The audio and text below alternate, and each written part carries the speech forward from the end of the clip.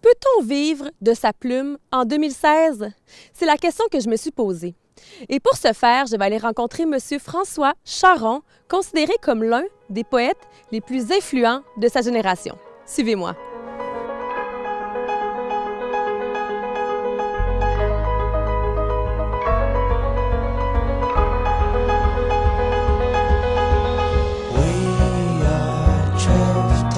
Ça fait maintenant plus d'une quarantaine d'années que vous exercez le métier à temps plein, que vous avez plus d'une trentaine de recueils.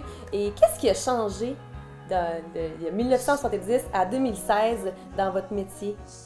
Oh mon Dieu, ce qui a changé. Il faut dire que depuis quelques années, je me suis un peu retiré du milieu. Je publie beaucoup moins. J'ai cessé de publier de la poésie depuis 2 ou 3 ans.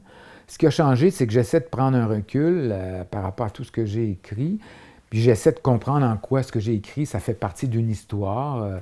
J'essaie de voir si finalement ça tient encore le coup, puis en quoi ça se situe dans une histoire qui est plus grande que la mienne, ou celle de la poésie. Et à part ça, j'essaie de... En fait, oui, je découvre, et je pense que ça devrait être... C'est le propre de tous les artistes, de tous les écrivains, qu'ils le veuillent ou non.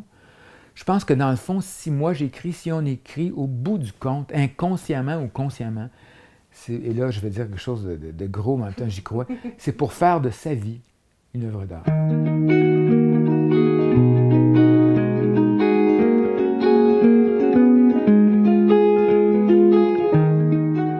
J'étais privilégié.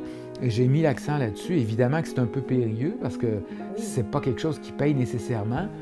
J'ai eu l'aide, assez souvent, j'ai eu l'aide des instances gouvernementales. Les conseils des arts m'ont aidé. Mais en dehors de tout ça, j'ai enseigné quelques années. Et puis, la chance m'a souri. Et puis, j'étais peut-être pas trop exigeant par rapport au bien matériel. Mais j'ai réussi à faire ce que j'aimais. Et quand on fait ce qu'on aime vraiment, le salaire a un peu moins d'importance. Il faut quand même pouvoir payer son loyer, s'habiller, bien manger, idéalement voyager et se payer un peu de luxe.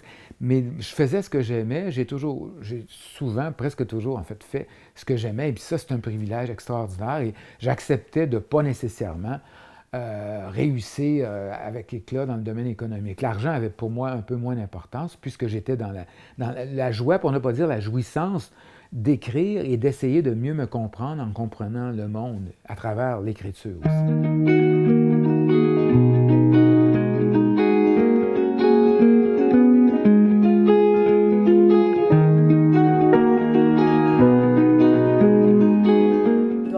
Défis à avoir. Est-ce que vous êtes remis en question? Vous avez choisi une vie qui est quand même particulière, de toujours être en questionnement, dans la réflexion. Est-ce qu'il y a des moments que vous avez décidé de tout abandonner? Oui, non, c'est une vie de solitude. Je me rends compte que je suis un solitaire. J'ai quand même certaines amitiés. Je me passionne encore pour tout ce qui s'appelle la création. Mais c'est vrai que je me suis un petit peu retiré depuis que j'ai 20 ans, depuis que j'écris. Mais c'était nécessaire à mon écriture, puis c'était peut-être nécessaire à ma personnalité. Mais je pense qu'en fait, j'ai renoncé à tout sauf à moi, donc j'ai renoncé à rien. Vous avez choisi de vivre de votre plume, et ça fait 40 ans que vous le faites, alors c'est possible. C'est possible. Qu'est-ce que ça prend? Ça prend un grain de folie, et puis ça prend évidemment de la passion, toujours de la passion, et ça prend finalement une capacité de jouir des choses, un amour des formes, que ce soit la peinture, que ce soit les maisons, les meubles, les vêtements, un amour de tout ce qui est de l'ordre des formes, un amour de la forme, un amour des formes. Les êtres humains sont des formes aussi. Un amour de la beauté. Bon, on va finir sur la notion de beauté. On va finir sur cette note, mais merci beaucoup. C'est moi qui te remercie.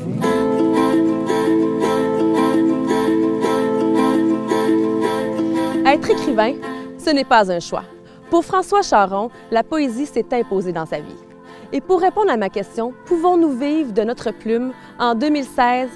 Et la réponse est oui. Mais c'est à quel prix? My time is too short.